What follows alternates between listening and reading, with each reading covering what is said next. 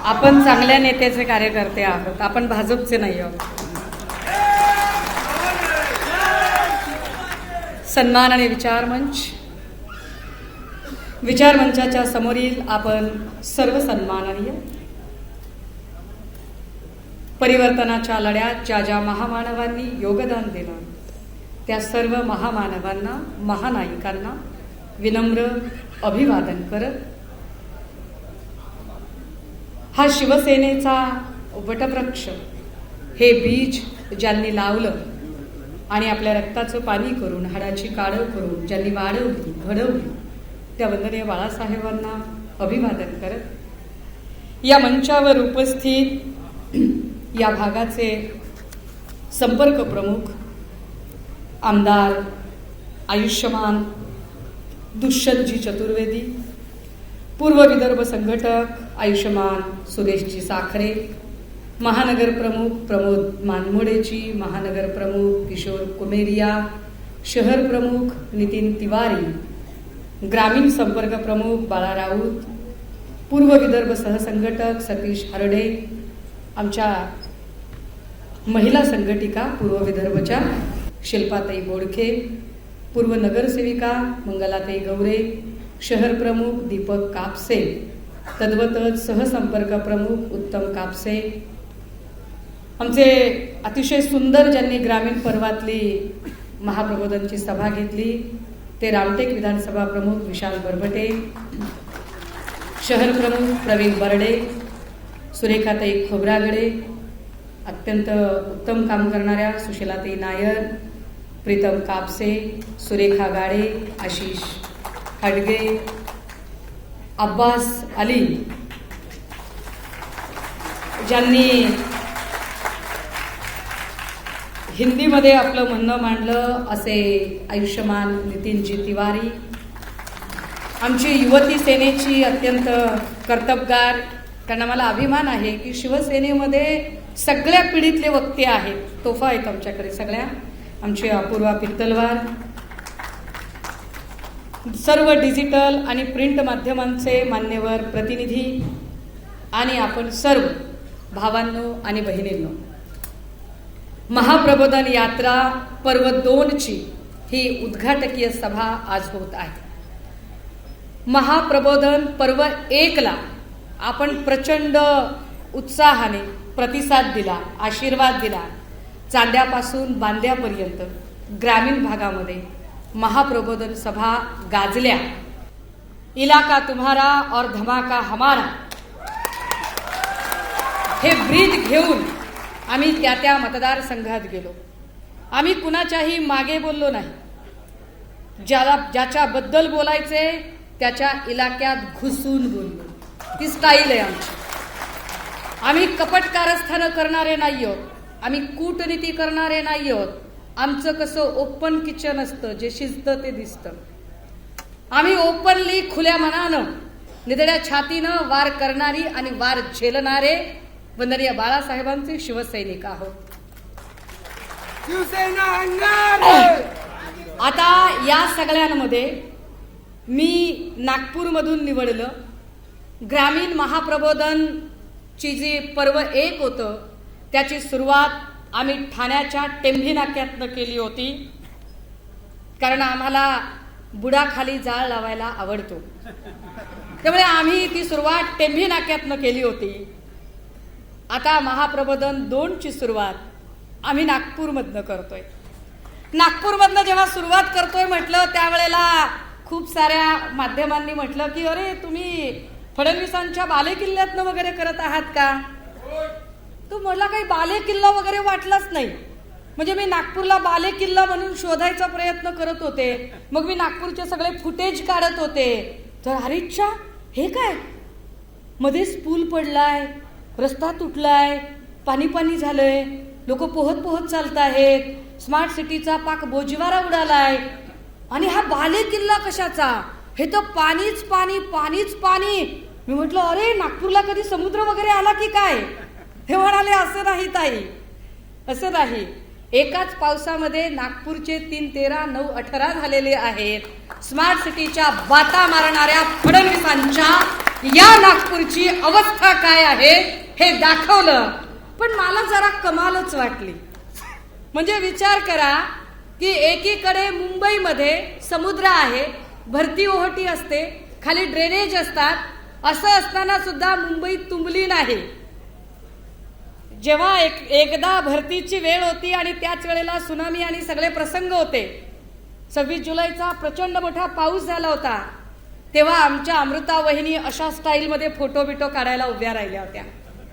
मी शोधत होते त्या सगळ्या याच्यामध्ये की अरे अमृता वहिनींचा एकही फोटो नागपूरमध्ये कसा काय नाही निघाला बरं. नागपूरमध्ये त्यांनी असं करून फोटो काढायला पाहिजे. असं कसं? मी अमृता वहिनींची फॅन आहे.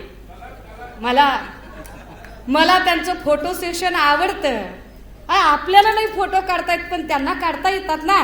बाकी कोणी स्मार्ट होवो अगर न हो, कोणाचा विकास होवो अगर न हो, आमच्या वहिनींच्या पहिल्या शपथविधीचे फोटो आणि आताचे फोटो बघितल्यावर स्मार्ट कोण झाले, विकास कोणाचा झालाय हे दिसतच की.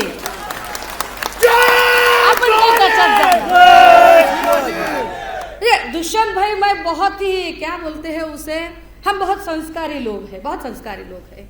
और हम हमारे संस्कार, हमारे जो पार्टी सुप्रीमो है उनके संस्कार, हमारे परिवार के संस्कार, इन सभी की चर्चा अगर की जाए तो हम उनके जैसे ना वैसे हम शब्द इस्तेमाल कर सकते हैं, ना उनके जैसी औची हरकतें हम कर सकते हैं. हम जब भी बोलते हैं बहुत स्टडीड बोलते हैं, विथ पेपर बोलते हैं. मग म्हटलं अरे हे बाले किल्ला वगैरे असं कसं काय म्हणतायत लोक. तर काही लोक म्हणाले अहो असं नाही म्हणाले, देवाभाऊ खूप अभ्यासू माणूस आहे. मलाही असंच वाटायचं. आता बहिणींना वाटतं ना, भावांवर प्रेम असतं तर भाऊ आपला अभ्यासू आहे. तर मला पण वाटायचं की देवाभाऊ म्हणजे खूप अभ्यासू माणूस. हळूहळू कळलं की अरे असं काही नसतं, असं काहीच नसतं. संघी लोकांनी केलेला हा प्रचार आहे. RSSच्या लोकांना एखाद्या माणसाचं जर अवमूल्यन करायचं असेल तर त्याचं ते कॅरेक्टर असोसिनेशन करतात. जसं त्यांनी काँग्रेसचं मॉडेल खोटारडं ठरवण्यासाठी जाणीवपूर्वक गांधी, नेहरू, अगदी इंदिराजींपासून सोनियाजींपर्यंत आणि आता राहुलजींपर्यंत त्यांनी कॅरेक्टर असोसिनेशन केलं. असंच कॅरेक्टर असोसिनेशन त्यांनी उद्धव साहेबांच्या बाबतीत करायचा प्रयत्न केला. हे संघी लोक इतरांच्या कॅरेक्टर असोसिनेशन करण्यामध्ये पुढे असतात, पण त्यांच्या स्वतःच्या लोकांबद्दल बोलताना मात्र फार बडा चढाके आणि त्याला दिव्य वलयांकित करण्याचा प्रयत्न करतात. असाच दिव्य वलयांकित करण्याचा प्रयत्न त्यांनी करताना बघा गमजा बघा त्यांच्या, वर नरेंद्र खाली देवेंद्र. अरे वा, वर नरेंद्र खाली देवेंद्र, मंत्रालयात उंदर. खरंच उंदर बरं का. मंत्रालयात उंदीर मारायचं टेंडर दिलं होतं. मी खोटं बोलत नाहीये. मी म्हणजे कोणीतरी म्हणेल की तुम्ही मंत्रालयातल्या लोक, नाही असं नाही. मंत्रालयात खरंच उंदर झाली होती, मी त्याच्यावरती बोलते. अकेला देवेंद्र क्या करेगा, क्या मोदी है तो मुमकिन है, हे सगळं काय आहे माहितीये, दिव्य वलयांकित करण्याचा प्रयत्न आहे. आम्ही महाप्रबोधन का करतोय? महाप्रबोधन करण्याचं कारण हे आहे की लोक प्रबोधित झाली पाहिजेत. लोकांचं प्रबोधन झालं पाहिजे, प्रबोधनात परिवर्तन झालं पाहिजे. निव्वळ शिव्या देणे, निव्वळ टीका करणे हा आमचा उद्देश नाहीये. आम्ही प्रबोधन पर्व 1 मध्ये हा विश्वास दिला महाराष्ट्रातल्या चांद्यापासून बांद्यापर्यंत पसरलेल्या शिवसैनिकांना की शिवसेना कधीच संपत नसते. शिवसेनेची ऊर्जा सहसरती अखंड आहे, ती अखंड राहील. काळ कुणासाठी थांबत नसतो. शिवसेना पुन्हा उभी राहील हा विश्वास आम्ही पर्व 1 मधनं राज्यात निर्माण केला. ज्या लोकांनी उद्धव साहेबांवरती आरोप केले होते, ज्या लोकांनी उद्धव साहेबांना हिंदुत्व सोडलंय वगैरेच्या बाता मारल्या होत्या, त्या प्रत्येकाला त्याच्या मतदारसंघात जाऊन आम्ही मुहतोड उत्तरही दिली आणि ते कशासाठी गेलेले आहेत त्याची कारण सुद्धा आम्ही बैजवार पुराव्यासकट सांगितली. पर्व 2 मध्ये आमचा उद्देश आहे की आम्ही पर्व 2 मध्ये महाराष्ट्रातल्या प्रमुख प्रश्नांची, लोकाभिमुख प्रश्नांची चर्चा करावी, एक लोकमंथन घडवून आणावं. नुसताच पक्ष फोडणे म्हणजे विकास नसतो, तर पक्ष फोडण्यापेक्षा महाराष्ट्रातला प्रत्येक जात धर्मातला माणसाला माणूस जोडणे हा खरा विकास आणि समृद्धी असते, जे आम्हाला सन्मान्य उद्धव साहेबांनी शिकवलेली आहे. त्यासाठी म्हणून आम्ही महाप्रबोधन 2 साठी सज्ज झालो आणि महाप्रबोधन 2 साठी सज्ज होताना हे परिवर्तन शक्य आहे. कितीही अंधार पडला राजे हो तरी सूर्य उगवायचा थांबत नाही. आदित्योदय होणार आहे. हा आदित्योदय करण्यासाठी आम्ही सगळेच शिवसैनिक कटिबद्ध आहोत. दादा हो ते म्हणाले की देवाभाऊ फार हुशार आहेत. मला वाटलं ते हुशारच आहेत. मग ते हुशार आहेत म्हणजे काय? ते चाणक्य आहेत म्हणजे काय? ते मास्टर माइंड आहेत म्हणजे काय? मग मला असं वाटलं की चाणक्य आणि मास्टर माइंडची व्याख्या माझ्या दृष्टिकोनातनं काय? चाणक्य म्हणजे जे उत्कृष्ट राजकारणी असतात, जे संघटन कौशल्य असतं, जे संघटन वाढवतात, ताकद वाढवतात, माणसं तयार करतात, फळ्या तयार करतात. मग मी त्या क्रायटेरियामध्ये देवाभाऊंना बघायला लागले की खरंच तशी काही परिस्थिती आहे का? तर मला जरा विशेषच दिसलं हो सगळं. फारच विशेष वाटलं. तुम्ही विचार करा राजे हो. एकेकाळी म्हणण्यापेक्षा आजही दस्तूर खुद्द मोदी जी सांगतात की मैं पवार साहब का मार्गदर्शन लेता हूं. त्या आदरणीय पवार साहेबांचा मी विचार केला की पवार साहेबांनी किती नेते घडवले. तर पवार साहेबांनी किती नेते घडवले बाबा. तर वळसे पाटील पवार साहेबांनी घडवले, हसन मुश्रीफ पवार साहेबांनी घडवले, किंवा इकडे अनिल देशमुख पवार साहेबांनी घडवले. कितीतरी नेत्यांची नावं सांगता येतील. कितीतरी प्रफुल्ल पटेल असतील, पवार साहेबांनी घडवले. मोहिते वगैरे हे सगळे पवार साहेबांनी घडवले. अगदी आत्ताचे उपमुख्यमंत्री अजित दादा कुणी घडवले? पवार साहेबांनी घडवले. वंदनीय बाळासाहेबांनी कुणाला घडवलं? अरे आढळराव पाटील असतील, बाळासाहेबांनी घडवले. अजून कोण होतं? चंद्रकांत खैरेजी असतील, बाळासाहेबांनी घडवले. संजय राऊत साहेब असतील, कुणी घडवले? बाळासाहेबांनी घडवले. उद्धव साहेब कुणी घडवले? बाळासाहेबांनी घडवले. कितीतरी नावं असतील की जी वंदनीय बाळासाहेबांनी घडवली. मग मी विचार करत होते देवाभाऊंनी कुणाला घडवलं? मला एकही नाव सापडत नव्हतं. देवेंद्र फडणवीसांनी कोणाला घडवले? देवेंद्र फडणवीसांनी कुणाला घडवले? कुणाला घडवले? मी मग नाव शोधायला लागले की अरे कोण आहे का एखादा नाव? आणि एकही नाव माझ्या समोर दिसत नव्हतं. कारण आता देवेंद्र भाऊंच्या सोबत जी जी सगळी आहेत ती सगळी शिवसेनेने आणि काँग्रेसने आणि राष्ट्रवादीने घडवलेली माणसं आहेत. भाड्याने जमवलेली माणसं. भाजपा म्हणजे काय? भाड्याने जमवलेली पार्टी म्हणजे भाजपा. देवेंद्र भाऊ तुम्ही चाणक्य नाही आहात. चाणक्य नेते घडवत असतो, चाणक्य माणसं घडवत असतो. तुम्ही काय माणसं घडवली? तुम्ही एकही माणूस घडवला नाही. आणि देवेंद्र भाऊ जर तुम्हाला वाटत असेल ना, खैर मी अशा लोकांची नावही घेणं पसंत करत नाही, पण सदावर्ते, नितेश किंवा काय कंबोज किंवा अजून बरीचशी नावं आहेत अशी, हे काय नवनीत अक्का वगैरे, हे नेते नाही आहेत. देवेंद्र भाऊ ही तुमची बार्किंग टीम आहे. आणि त्यामुळे तुम्ही चाणक्य नाही आहात. तुमची इमेज चाणक्याची करण्याचा प्रयत्न भाजपाच्या लावारिस पेड ट्रोलर्सनी केला, पण तुमची इमेज चांद्यापासून बांद्यापर्यंत सबंध महाराष्ट्रात जी झाली ती पक्ष फोड्याची इमेज झाली. तुम्ही पक्ष फोडले, तुम्ही माणसं फोडली, तुम्ही महाराष्ट्र अस्थिर केला, महाराष्ट्राचं सरकार अस्थिर केलं. त्याचा परिणाम काय झाला राजा माहितीये? लोकांच्या खुर्च्या गेल्या ते जाऊ दे हो. उद्धव साहेबांनी तर स्वतःहून राजीनामा दिला, सोडून द्या ते, आम्हाला सत्तेचं काहीच घेणं देणं नाही. पण सरकार अस्थिर झाल्यामुळे मोठ्या मोठ्या उद्योजकांना, सरकार अस्थिर असेल तर मोठमोठे इन्व्हेस्टर पैसे इन्व्हेस्ट करत नाही. पैसे इन्व्हेस्ट नाही झाले, उद्योगच नाही आले तर आमच्या लोकांना रोजगार कुठून मिळणार? हा रोजगार मिळणं फार गरजेचं होतं, पण तो नाही मिळाला. कारण एक एक एक एक उद्योग गुजरातला जायला लागला. लोक म्हणतील की ताई तुम्ही असं कसं काय म्हणताय? चाणक्य किमान जी एक गोष्ट बोलली ती खरी तरी करून दाखवत असेल, पण कुठली गोष्ट खरी करून दाखवली बरं? देवाभाऊ म्हणाले होते की वेगळा विदर्भ झाल्याशिवाय मी लग्नच करणार नाही. काय झालं बरं? म्हणजे अमृता बहिणींनाच हा प्रश्न विचारायला पाहिजे.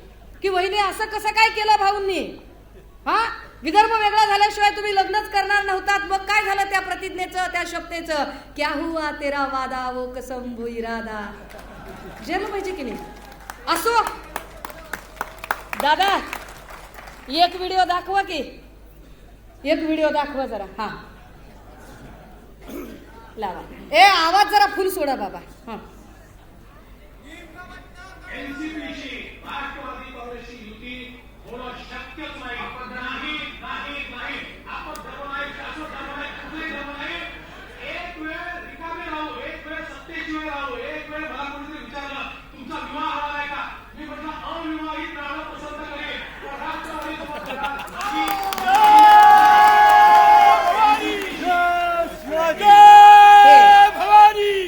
हे प्रभू श्रीरामाचा, हे प्रभू श्रीरामाचा आदर्श सांगतात. अरे प्रभू श्रीराम सत्यवचनी होते असं सांगितलं जात होतं, तुम्ही काय खरं वागताय. राष्ट्रवादीशी युती नाही नाही नाही म्हणणाऱ्यांनी 2 वेळा पहाट संध्याकाळी किती वेळा शपथविधी केला. अरे 72 तासामध्ये घुमजाव केला तुम्ही. 72 तासाच्या आधी 70,000 कोटीचा सिंचन घोटाळ्याचा आरोप ज्यांच्यावर केला त्यांच्यासोबत 72 तासानंतर तुम्ही गले मिल जाओ कार्यक्रम केला. तुम्ही आम्हाला सांगता म्हणजे देवाभाऊ कोणत्या गोष्टी पाळतात बरं. जाऊ दे, हे जाऊ दे. मी म्हटलं ना की मला लोकाभिमुख प्रश्नांवरती बोलायला आवडतं. लोकांचे प्रश्न जास्त महत्वाचे आहेत. राजे हो, कोविडच्या काळात आरोग्य यंत्रणा कोलमडली होती. या यंत्रणेमध्ये अनेक लोकांनी काम केलं. त्यात असा एक वर्ग होता की ज्या वर्गाने प्रचंड जीव तोडून, जीव धोक्यात घालून काम केलं, जे होते कंत्राटी कामगार. हे सगळे आरोग्य खात्याचे कंत्राटी कामगार. या आरोग्य खात्याच्या कंत्राटी कामगारांच्या सोबत जेव्हा यांचे आंदोलनं चाललेली होती, सरकार आपलं होतं. आणि त्यावेळेला नाही, आपल्याही सरकारच्या आधी, म्हणजे उद्धव साहेब मुख्यमंत्री असण्याच्याही आधी, त्यावेळेला एक मोर्चा निघाला कंत्राटी कामगारांचा, ज्यामध्ये 10 वर्षापेक्षा अधिक सेवा देणाऱ्या कर्मचारी वर्गास नियमित सेवा कर्मचाऱ्यांचा दर्जा आणि वेतन श्रेणी उपलब्ध करून द्यावी यासाठी आरोग्य कर्मचारी हे आंदोलन करत होते. त्यात देवेंद्रजी भाषण करायला गेले आणि त्यांच्यासोबत सगळे होते बरं का.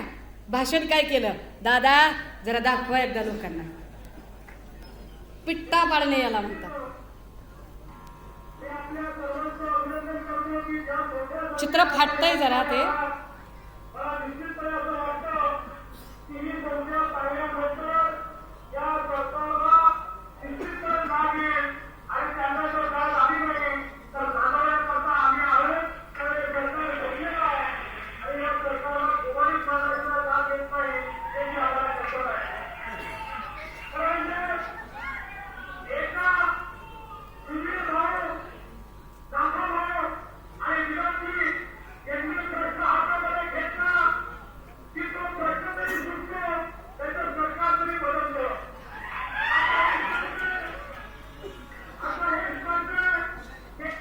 काय म्हणतायत देवेंद्रजी की आम्ही प्रश्न हातात घेतला की प्रश्न तरी सुटतो, नाहीतर सरकार तरी पडतं. नालायक वगैरे शब्द वापरले, शिव्या दिल्या, संस्काराप्रमाणे बोलत राहिले. मुख्यमंत्र्यांना नालायक वगैरे म्हणण्यापर्यंत हिंमत गेली. हे सगळी भाषा त्यांनी वापरली. या मोर्चातलं हे 3-4 मिनिटाचं भाषण आहे. ओल्ड, फार जुनी प्रत असल्यामुळे आणि ते पिक्चर असं फाटत असल्यामुळे तुम्हाला चेहरा नीटसा दिसला नाही राजे हो. ते देवेंद्रजी सरकारमध्ये आले. बरं आले तर आले, एक पक्ष फोडला. एवढा पक्ष फोडून काही उपयोग नाही झाला. ते उपमुख्यमंत्री झाले. ज्यांचा मुख्यमंत्री झाला त्यांचा आरोग्यमंत्री झाला. मग त्या आरोग्यमंत्र्याने पण गळा काढायला सुरुवात केली. बघा हे लोक शब्द किती पाळतात, लोकांचे प्रश्न किती महत्वाचे आहेत. दादा जरा दाखवा.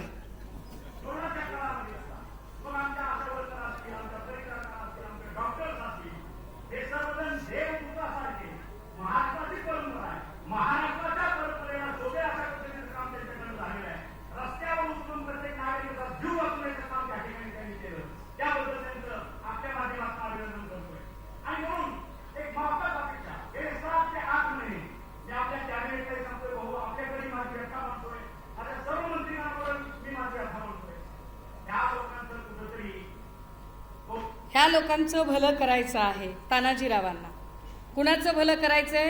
कंत्राटी कामगारांचं भलं करायचंय. जाहीर सभेत सांगताहेत. आत्ताचं सरकार आहे, 4-6 महिन्याखालचं हे भाषण आहे. याच्यात अजून एक आहे माझ्याकडे व्हिडिओ, पण आता माझ्याकडे वेळ कमी आहे म्हणून तो दाखवत नाही.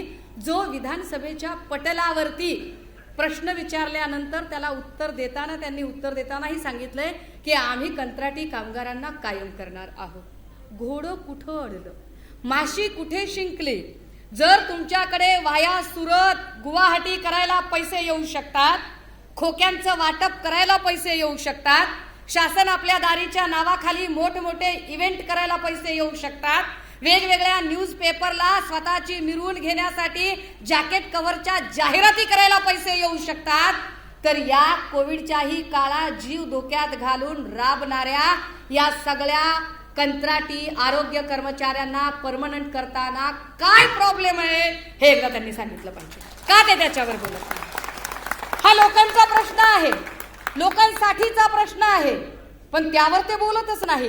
दादा जरा पुढचा फोटो एक जरा दाखवा लोकांना. हा एक फोटो आहे, हे पत्र आहे स्वतः देवेंद्रजींचं. शक्य झालं तर झूम करा त्याला थोडं. हे देवेंद्रजींनी लिहिलेलं पत्र आहे. पत्र कधी लिहिलंय माहितीये तुम्हाला? मी पुराव्याशिवाय काहीच बोलत नाही. हे पत्र 21 डिसेंबर 2020 ला लिहिलंय. या पत्रावर त्यांनी पुढे एक पाठपुरावा करणारा पत्र आता माझ्याकडे नाहीये, जे त्यांनी जून 21 ला पण लिहिलेलं पत्र आहे, 21-22 ला लिहिलेलं पत्र आहे. यात ते असं सांगतात, general motors India private limited Talegaon ही कंपनी बंद होणार असल्याने 3578 कामगारांवर उपासमारीची वेळ येते. याबाबत तात्काळ उपाययोजना करावी. उपाययोजना नाही केली तर मोर्चे काढेल, संप काढेल, सरकार पाडेल. सरकार पाडेल. सरकार पाडण्यावर फार जोर आहे बिचाऱ्याचा. सरकार पाडेल. पुढे त्यांनी पाडलं सरकार. पाडलं म्हणजे कसं पाडलं? खोके बिके खर्चून पाडलं. अरे पण ठीक आहे बाबा, पाडलं सरकार, पण ह्या पत्राचं काय? ज्याच्यात तुम्ही लिहिताय की तुम्ही सांगताय की कामगार संघटनेने मुख्यमंत्री कार्यालयामध्ये निवेदन दिले, सदर प्रकरण औद्योगिक न्यायालयाकडे प्रलंबित आहे. तसेच सद्यस्थितीत या कंपनीमध्ये 1578 कायमस्वरूपी व 2000 कॉन्ट्रॅक्ट पद्धतीने कामगार असे एकूण 3578 कामगार काम करत असून या कामगारांची नोकरी गेल्यास त्यांच्यावर कुटुंबावर उपासमारीची वेळ येऊ शकते. विरोधी बाकावर बसल्यावर उपासमारीची वेळ येऊ शकते. हे तत्वज्ञान आठवणाऱ्या देवेंद्र फडणवीस साहेबांना स्वतः उपमुख्यमंत्री झाल्यावर का विसर पडतोय? तळेगाव मध्ये ही सगळी बिचारी माणसं आपली बाया पोरं लेकरं घेऊन तिथे बसली आहेत आंदोलनाला. तुम्ही त्या बायकांना जर भेटलात तर तुमच्याही डोळ्यात पाणी येईल, ज्या सांगतात की ताई पगार नाहीये, लेकरांना चांगल्या शाळेतनं काढून आम्ही आता घरी बसवलंय, फीस भरू शकत नाही. कित्येकांचे फ्लॅटचे हप्ते देणं झालं नाही, फ्लॅटला सील झालं, जे बिचारे रस्त्यावर आले. कित्येकांच्या घरात त्या बायका सांगतात ताई लेकराचा वाढदिवस करायला पण पैसे नाही राहिले, किंवा खाऊ घालायला चांगलं चॉकलेट घेऊन द्यायला आमच्याकडे पैसे नाही राहिले.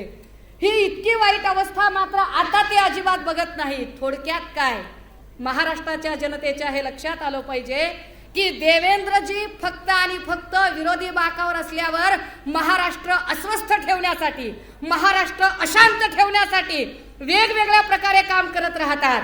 आणि महाराष्ट्र अस्वस्थ आणि अशांत ठेवताना ते वेगवेगळ्या टीमला कामाला लावतात आणि मग त्यांच्या टीम फार काम करतात.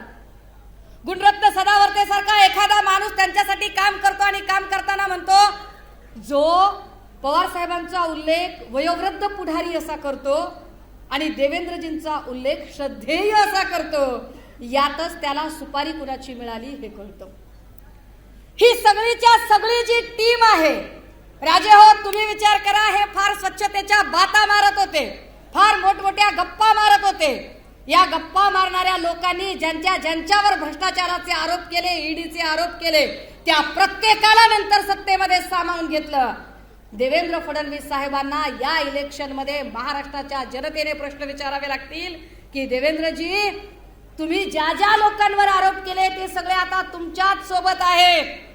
त्यांच्यातल्याच एका आक्रस्ताळ्या बाईने संजय राठोडांना कशाने मारण्याची भाषा केली, ते संजय राठोड आता त्यांच्याच पंक्तीला मंत्री म्हणून बसतात. आता त्याच्यावर ते काहीच बोलत नाहीत.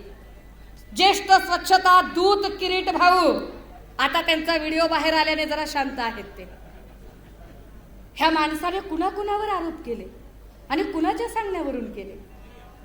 देवेंद्रजी ज्या पद्धतीने या वेगळ्या वेगळ्या लोकांवरती काम करतात आणि या लोकांना कामाला लावतात, ह्या सगळ्यांमध्ये एक गोष्ट महत्वाची आहे राजेहो, की ही सगळीच्या सगळी माणसं, बरं ह्याच्यातला कुणीही बोलला, जर देवेंद्रजींना कुणी प्रश्न विचारले तर देवेंद्रजी लगेचच त्याला धमक्या द्यायला लागतात. काल एक धमकी त्यांनी दिली, ऑन एअर धमकी दिली आणि ते म्हणाले मी बोलणाऱ्यांची तोंड बंद करेन. म्हणजे ड्रग्जवर कुणीच बोलायचं नाही, एमडी सारख्या केमिकलवर कुणीही बोलायचं नाही. गेली इतक्या महिन्यांपासून ड्रग्जचे एवढे सगळे कारखाने दिसत आहेत, यावर कुणीच बोलायचं नाही. ललित पाटील कसा पळाला, कुठून पळून गेला, यावर एकही प्रश्न विचारायचा नाही. राज्यात सगळीकडे एवढा क्राईम वाढलाय, त्या क्राईमवर बोलायचं नाही. कशावरच बोलायचं नाही. इतक्यापर्यंत दहशत देवेंद्र फडणवीस साहेबांची की अगदी 2 दिवसापूर्वी याच नागपूरमध्ये डीसीपी झोनचा अधिकारी असणारे राहुल मदने, या राहुल मदने साहेबांची कॉलर पकडण्यापर्यंत, काय तो पुष्कर पोशी शेट्टीवा, डीसीपी झोनच्या अधिकाऱ्याची कॉलर पकडण्यापर्यंत भाजपच्या पदाधिकाऱ्याची मजल जाते. देवगिरीच्या बंगल्यावर ही सगळी दादागिरी आणि मुजोरी चालू असते आणि देवेंद्रजी त्याच्यावर चकार शब्दाने बोलत नाही. म्हणजे कुठली गोष्ट अधोरेखित करायची आणि कुठली इग्नोर करायची, हे संघी ट्युशन त्यांना पक्की मिळालेली आहे. देवेंद्रजी एरवी खुट्ट झालं तरी काही बोलायला तयार होतात, परंतु जे जे त्यांच्या विरोधात काही कुणी प्रश्न विचारतो त्याचं ते काय हल करतात. सतीश उके माहिती असेल नागपुरातल्या लोकांना, काय सतीश उकेची चूक होती. एक वकील माणूस, वेगवेगळ्या प्रश्नांवर काम करणारा माणूस, सतीश उकेने फक्त आणि फक्त एक प्रश्न विचारला होता की साहेब, तुम्ही 2009ला जो काही निवडणुकीचा अर्ज भरला, 9ला 14 जो अर्ज भरला, याच्यामध्ये तुम्ही चुकीची माहिती भरली आहे, तुम्ही शपथपत्र चुकीचं दिलंय. काय त्या बिचाऱ्याला अडकवला, काय पद्धतीने अडकवलं सतीश उकेला. 500-700 स्क्वेअर फीटचं महज घर त्याचं, स्लम एरियातलं घर त्याचं, पण 700 स्क्वेअर फीटच्या घरामध्ये 50 ईडीचे अधिकारी येऊन बसतात. 50 ईडीचे अधिकारी सूड उगवल्यासारखे त्याच्याशी वागतात. आणि कशासाठी सापडणार तर काहीच नव्हतं, पण त्याचाच लॅपटॉप हस्तगत करून त्याच्याच लॅपटॉप मध्ये काही गोष्टी भरायच्या आणि त्यालाच चुकीचं ठरवायचं. असंच तर मागे काही पत्रकारांना केलं, न्यूज क्लिकशी संबंध जोडले, चायनाचं फंडिंग सांगितलं आणि त्याही लोकांना मग त्यांच्यावरही अटकेची टांगती तलवार केली. म्हणजे एकीकडे तुम्ही पत्रकारांनी जर सत्य मांडलं तर पत्रकारांना तुम्ही चायना फंडिंगच्या नावाखाली उचलता. सामाजिक कार्यकर्ते कुणी बोलायला लागले, त्या बोलताना त्याचं बायफर्केशन करता. दलित बोलायला लागला तर त्याला नक्सलाईट करार देता. मुसलमान बोलायला लागला तर त्याला दहशतवादी ठरवता. अजून कुणी बोलायला लागला तर त्याला ईडी सीबीआयच्या फेऱ्यात अडकवता. काहीच नाही सापडलं. सुषमा अंधारे सारखी एखादी की जिचं काहीच बॅगेजच नाहीये, ती कशातच नाही सापडली, तर तिच्यावर व्यक्तिगत हल्ले करायला बघता. काय देवेंद्र भाऊ याला राजकारण म्हणत नाहीत. राजकारण करायचं असेल तर निवडणुकींना सामोरे जाऊन तिथे दाखवलं पाहिजे. आ देखे जरा किसमे है कितना दम. निवडणूक घेऊन दाखवा तुम्ही निवडणुकीच्या माध्यमातून तुमची ताकद दाखवा, काय तुमची ताकद आहे ती. पण तुम्ही रडीचे डाव कशासाठी खेळता. जरा कोणी बोलायला लागला की लगेच त्याला नोटिसा येतात. रोहित पवारांना नोटीस बरोबर आत्ताच येते, परंतु मुश्रीफ साहेबांना लगेच क्लीन चिट मिळते. काय प्रकार आहे हा. त्यांच्याच पक्षातल्या एक नेत्या त्यांच्यापासून जरा वेगळा विचार मांडताहेत म्हटल्यावर बघा, हा अख्ख्या महाराष्ट्रातल्या सगळ्या साखर कारखान्यांचा जीएसटी माफ होतो, पण त्यातनं नेमका पंकजा मुंडेंचा कारखाना वगळला जातो. काय गमतीचं राजकारण आहे, किती सुडाचं राजकारण आहे. देवेंद्र भाऊंनी एवढं सगळं केलं, पण फडणवीस साहेब तरीही तुम्हाला मुख्यमंत्री पदाची खुर्ची मिळाली नाही. आणि फडणवीस साहेब, मी लहान माणूस आहे. लहान कशा अर्थाने माहितीये, पैशाने हो. निष्ठेने मी तुमच्यापेक्षा फार वरचढ आहे, फार वरचढ आहे. तत्वाने पण मी फार वरचढ आहे. फडणवीस साहेब एवढे पक्ष फोडले, एवढा सगळा राडा केला, एक पक्ष फोडून समाधान झालं नाही, दुसरा पक्ष फोडला, पण तुमच्या नशिबात मुख्यमंत्री पदाची खुर्ची नव्हती. फडणवीस साहेब, तुमच्या नशिबात मुख्यमंत्री पदाची खुर्ची नाही.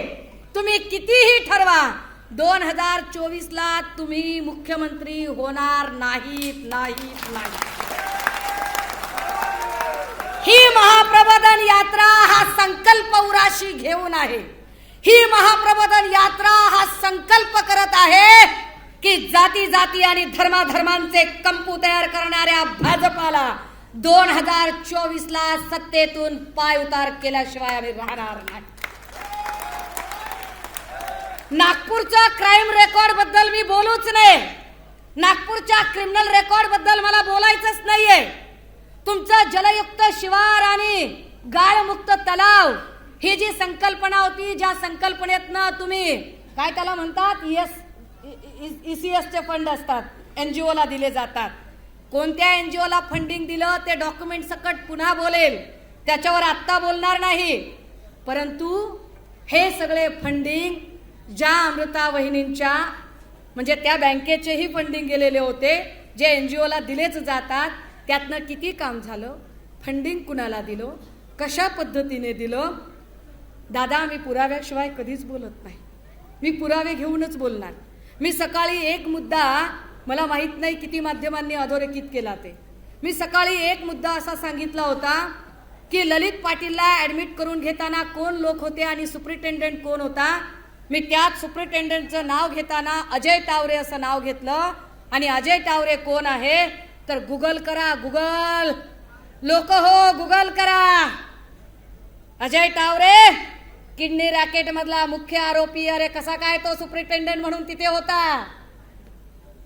1.25 वर्षात 5 अधिकारी बदलतात, पण हा माणूस 10 वर्ष ससून मध्ये कसा काय होता. एकाच गावातले सगळे कसे असू शकतात. अजय टावरे साताऱ्यातले, शंभूराज साताऱ्यातले. अगदी त्याच वेळेला तो चरणसिंग राजपूत नावाचा SP पोलीस अधीक्षक, तोही तिकडे वालचंद नगर आणि जवळपासचा. माझ्याकडे खूप आहे बोलण्यासारखं. फडणवीस साहेब, मी एकही शब्द वेग बोलत नाहीये, विथ डॉक्युमेंट बोलतेय.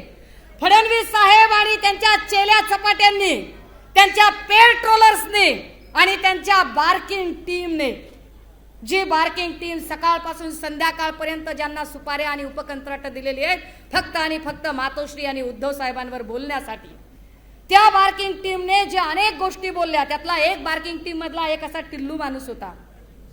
तो काल काहीतरी बोलत होता. हा जाऊ दे, असू दे, लहान लहान लेकरांना बोलायचं नसते. यातला हा जो काय म्हणालात, ऐकायला आलं नाही राव मला. काय किंवा मी शाकाहारी माणूस आहे असो. आपण कोंबड्या बिंबड्या कशाला खायच्या, शाकाहारी माणूस आहे. अरे अभ्यास करत नाहीत, कॉप्या करून पास झाल्यासारखे बोलतात. कॅवेट कसं दाखल होतं हे साधं कळत नाही. अरे 2 माणसांचं केस चालू आहे, त्याच्यामध्ये जर थर्ड पार्टीचा जर PIL दाखल झाला असेल तर थर्ड पार्टीचा PIL दाखल झाल्यानंतर ज्याच्याशी संबंधित केस आहे त्याला त्याची माहिती मिळणे क्रमप्राप्त असते.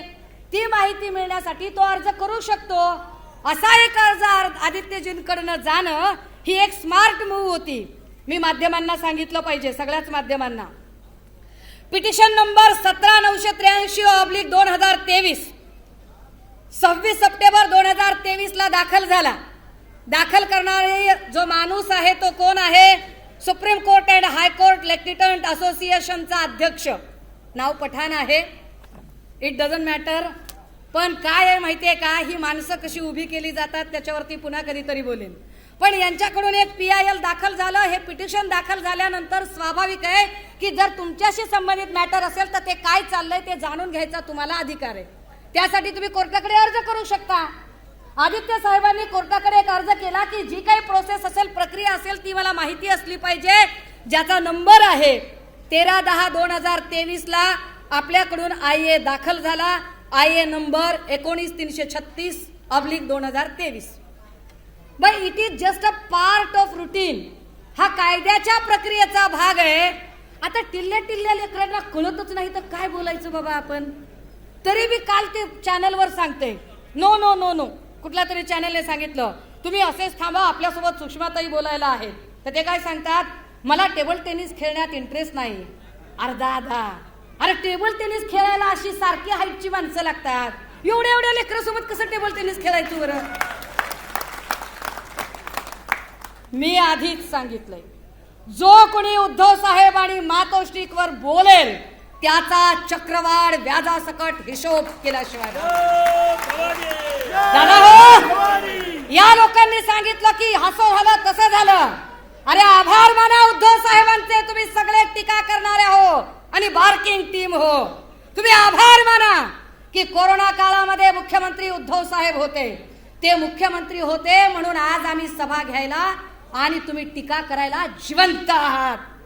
कारण कोरोना सारखा काळ असतानाही कुठल्याही हॉस्पिटलमध्ये एका रात्रीत एवढे मृत्यू झाले नाही जेवढे मृत्यू आता देवेंद्रजींनी फोडाफोडी केल्यानंतर जे ट्रिपल इंजिनचं सरकार, खोके सरकार यांच्या काळात झालेले आहेत.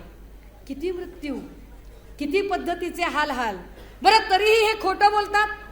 फडणवीस साहेब इतकं रेटून खोटं बोलतात. त्यांच्या रेटून खोटं बोलण्याची किती ठिकाणी लाठी हल्ला झाला. उद्धव साहेबांच्या काळात एकही मॉब लिंचिंगची घटना झाली नाही.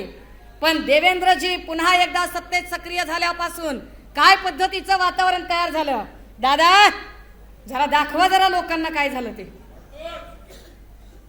नाही एक सेकंड, हा एक मिनिट, हा एक थांब दादा जरा स्टॉप कर. दादा स्टॉप कर जरा, दादा स्टॉप कर रे बाबा. हा दादा हो, मी म्हटलं ना की देवेंद्रजींनी ज्यांच्यावर आरोप केले, ज्यांच्यावर टीका केली, त्या सगळ्यांना निवड नंबर्स वाढवण्यासाठी आणि स्वतःची खुर्ची टिकवण्यासाठी जवळ केलं. त्यातलं हे एक कॅरेक्टर, ज्यांची टिल्ली पोरं आज देवेंद्रजींची बाजू घेऊन बोलतात, त्यांच्या वडिलांचा काय सत्कार केलाय देवेंद्रजींनी ऑन रेकॉर्ड विधानसभेमध्ये. हा सत्कार जरा बघा. हा बोला.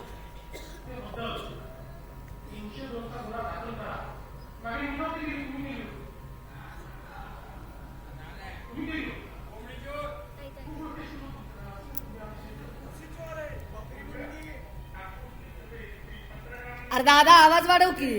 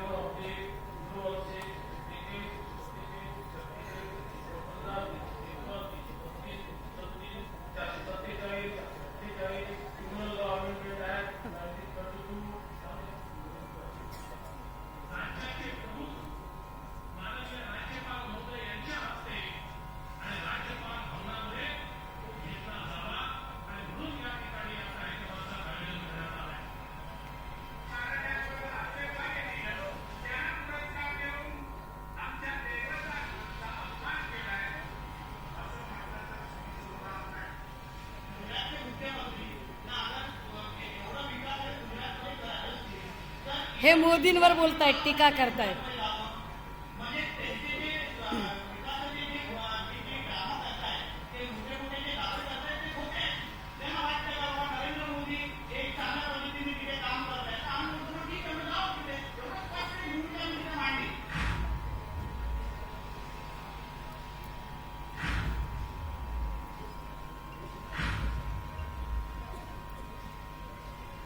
थांबा दादा थांबा. दादा हो, मला हे फक्त एवढ्यासाठी दाखवायचं होतं की जे आम्हाला सावरकरांच्या भूमिकेवर प्रश्न विचारतात, त्यांचे सावरकरांच्या बद्दल काय त्याचे विचार होते ते ट्विट आम्ही तुम्हाला दाखवलं.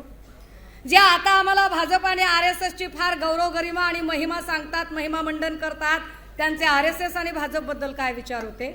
जे आम्हाला शहाणपण सांगतात आणि सांगतात की आम्ही कसे ग्रेट आहोत आणि देवेंद्र भाऊ कसे ग्रेट आहेत, त्या देवेंद्र भाऊंबद्दल यांची काय मतं होती ती मतं जरा तुम्हाला, आणि विशेषतः फडणवीसांनी यांची काय इज्जत काढली होती हे पण एकदा तुम्हाला सांगितलं पाहिजे म्हणून हे सांगितलं. दादा तुम्ही आवाज जरा वाढवाला, तुम्ही कंजूशी करणार नाहीत. आणि खालचे पण जरा आवाज वाढवतील.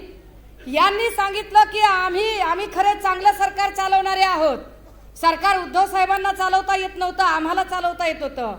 दादा हो, उद्धव साहेबांच्या काळात एकही मॉब लिंचिंगची घटना झाली नाही किंवा कुठेही लाठी हल्ला झाला नाही. कोरोनासारख्या काळात सुद्धा कुटुंब प्रमुख म्हणून त्यांनी प्रेमाने प्रत्येकाला येऊन समजावून सांगितलं. जे साहेबांनी एका ठिकाणी बसून काम केलं ते यांच्याकडून ह्याचं दार त्याचं दार बाई माझ्या तोंडात मार करून जमलं नाही. यांनी काय पद्धतीचं काम केलं? ए दादा सांग रे बाबा एकदा. महाराष्ट्राचं भलं करण्यासाठी दोन दोन पक्ष करणाऱ्या फडणवीस साहेबांनी महाराष्ट्राचं काय भलं केलं? बारसूमध्ये लाठीचार्ज झालाच नाही असं रेटून खोटं बोलणाऱ्या फडणवीसांचा हा व्हिडिओ कोणीतरी दाखवा. शासनाने पोलिसांनी जबरदस्त लाठीचार्ज मैदानाची पडवा करतात, लाठीचार्ज केला, त्याच्यामुळे सर्व महिला विरुद्ध पडलेले आहेत. लोकांनी लोकांना खांडावर मारला, जाम मारला. मात्र तिथे आपण जर व्हिडिओ जरी बघितले तरी कुठेही लाठीचार्ज झाला आणि त्यांना थांबवण्याचा प्रयत्न केला.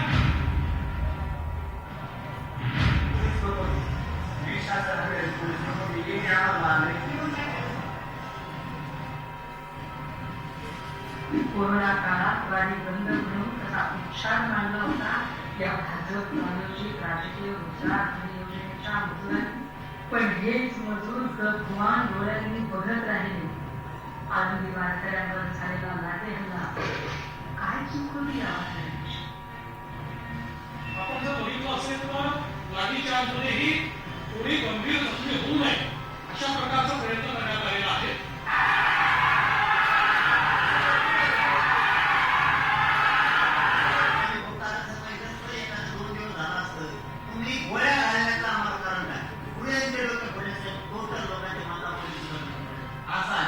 सराठीमध्ये मराठा आरक्षणासाठी अत्यंत शांततेच्या मार्गाने आंदोलन करणाऱ्या आंदोलकांवर लाठी हल्ला करण्याचा आदेश तुम्ही दिला फडणवीस साहेब.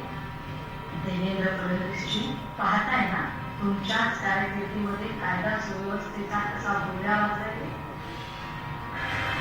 दादा हो, ज्या फडणवीस साहेबांनी प्रत्येक वेळेला मी फक्त आरसा दाखवते, अजून खूप लिटरेचर 40 सभांमधून येईल, अजून खूप गोष्टी बाहेर येतील. आज उद्घाटकीय सभा आहे, फक्त आणि फक्त मला फडणवीस साहेबांचा खोटारडा चेहरा काय आहे तो नागपूरकरांना दाखवायचा होता. मला फक्त आणि फक्त फडणवीस साहेब पक्ष फोडण्यात किती बिझी आहेत याच्यातली कोणती गोष्ट आहे जी महाराष्ट्राच्या विकासासाठी त्यांनी केली, महाराष्ट्राचा विकास त्यांनी कोणत्या पद्धतीने केला, काय महाराष्ट्रातली महागाई कमी झाली का, काय इथल्या बेरोजगारांना रोजगार मिळाले की इथे नवीन नोकऱ्या मिळाल्या, इथल्या परीक्षा पद्धतीमध्ये किती वेळा पेपर फुटला आणि किती वेळा पोरांनी परीक्षा फीस भरली याच्यावर पुन्हा कधीतरी बोलेन. पण हे सगळं चालू असताना आत्ता महाराष्ट्राची तरुणाई एका वेगळ्या गोष्टीत अडकली आहे. दादा हो, तुम्ही विचार करा, फक्त हवेतला आरोप आयक्यू माहिती. परमबीर सिंग माफीचा साक्षीदार होऊन एक आयक्यू माहिती सांगतो आणि त्या आयक्यू माहितीवर नुसता वसुलीचा आरोप म्हणून ते अनिल देशमुखांचा राजीनामा घेतात. परंतु आम्ही एवढे पेपरच्या पेपर दाखवतोय रोज, तरीही फडणवीस एकाही मंत्र्यांचा राजीनामा घेत नाहीत. ना ते आरोग्यमंत्री तानाजी सावंतांचा राजीनामा मागतात, ना ते शंभूराज देसाईचा राजीनामा घेऊ शकतात, ना ते दादा भुसेचा राजीनामा घेऊ शकतात. वरून ते असं म्हणतात की सुषमा अंधारे तुम्ही बोलताय कशाच्या आधारावर? मी सकाळी सांगितलं आणि आत्ताही सांगते, जर प्रश्न आरोग्य खात्याशी संबंधित असेल, त्यांच्यातली एक चित्रविचित्र बाई बोलली, ती चित्रविचित्र बाई बोलताना आपल्या फडणवीसांना वाचवण्यासाठी, आपल्या अलमपणाची भाटगिरी करण्यासाठी ती असं म्हणाली की त्या बायका गोळ्या औषधच खात नव्हत्या. दादा हो, जे मृत्यू नांदेडमध्ये झाले ना, नांदेडमध्ये 3 मृत्यू फक्त प्रसूती गुंतागुंतचे होते, बाळबाळंतीन. 12 मृत्यू जे होते ते ऑक्सिजन वाचून तडफडून मेले होते. अजून 2 मृत्यू होते जे सर्पदंशाचे होते. त्यातले 4 मृत्यू होते ते ऍक्सिडेंट ट्रॉमाचे होते. 3 मृत्यूबद्दल एक वेळ तुमची कदाचित युक्तिवाद चालूही शकेल, पण बाकीच्यांचं काय? हाफकिन इन्स्टिट्यूटचं मागच्या वर्षभरातलं 226 कोटीचं देयक बिल दिलंच नाही आणि वरून तानाजी सावंत असं सांगतात की ही माझी जबाबदारी नाही, कळवा ठाणे हे माझ्या हद्दीत येत नाही, ते मनपाचं रुग्णालय आहे. अरे देवेंद्र फडणवीसांनी जर कूटनीती करून इथल्या सगळ्या महापालिका बरखास्त करून टाकल्या. मुंबईमध्ये ज्या वेळेला तुंबतं त्यावेळेला ती चूक सगळीच्या सगळी उद्धव साहेबांची असते आणि इथे चूक कुणाची तर म्हणे महापालिका प्रशासनाची. नागपूर तुंबल्यावर चूक महापालिका प्रशासनाची कशी काय? महापालिकेत नगरसेवक आहेतच नाही, तुम्ही बरखास्त करून टाकली सगळी महापालिका. जर तुम्ही महापालिका बरखास्त करून टाकली तर जबाबदारी संपूर्णतः सरकारची येते. काय केलं सरकारने? जर तुम्ही तिकडच्या महापालिका सगळ्या बरखास्त केल्या तर महापालिकेच्या अधीन येणाऱ्या हॉस्पिटल आणि त्यात झालेले मृत्यू ही सुद्धा जबाबदारी मुख्यमंत्री आणि उपमुख्यमंत्र्यांची येते. पण हे लोकांना समजावूनच सांगितलं जात नाही. महाप्रबोधन यात्रा हे लोकांना समजावून सांगण्यासाठी असेल. महाप्रबोधन यात्रेतनं या प्रत्येक गोष्टीचा पर्दाफाश केला जाईल. आजच्या दिवशी आम्ही फक्त आणि फक्त तोंडओळख प्रश्नांची करून दिली. उद्यापासून या प्रत्येक गोष्टीचा, ज्याला म्हणतात ना काय ते फटाके बिटाके ते लावणं, मला फटाके आणि बॉम्बची भाषा काहीच वापरायची नाही. मी अत्यंत शांततेच्या मार्गाने आणि संविधानिक चौकटीतली कार्यकर्ती आहे. त्यामुळे महाराष्ट्राच्या हिताचं, महाराष्ट्राच्या लोकांचे असे कष्टाचे पैसे, ज्यांनी लाईट बिल भरलंय, ज्यांनी नळाची पाणीपट्टी भरलेली आहे, ज्यांनी घरपट्टी भरलेली आहे, ज्यांनी टॅक्स दिलेला आहे, ज्यांनी रोड टॅक्स दिलेला आहे, त्या प्रत्येकाच्या प्रश्नावर, त्या प्रत्येकाच्या पैचा हिशोब महाप्रबोधन यात्रेतनं मागितला जाईल. आजच्या दिवशी पहिल्या एपिसोडमध्ये हे बोलताना मला कुणाच्याही भावना दुखावायच्या नव्हत्या, पण तरी सुद्धा माझ्या बोलण्यामुळे जर कुणालाही राग आला असेल, कुणालाही वाईट वाटलं असेल, कुणाचाही चुकून माकून उपमर्द झाला असेल, चुकून कुणाचाही जर काही भावना दुखावल्या गेल्या असतील तर अशा सगळ्यांचे, ह्यातल्या एकाचीही मी माफी अजिबात मागणार नाही.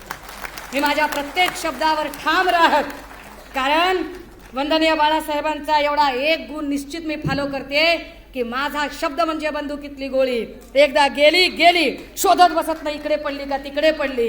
दादा हो, पहिला एपिसोड देवेंद्र फडणवीसांच्या नावाने क्रमशः, कारण दुसरा एपिसोड घेऊन मी अजून विदर्भात येणार आहे. थँक्यू. जय महाराज. एबीपी माझा, उघडा डोळे बघा नीट.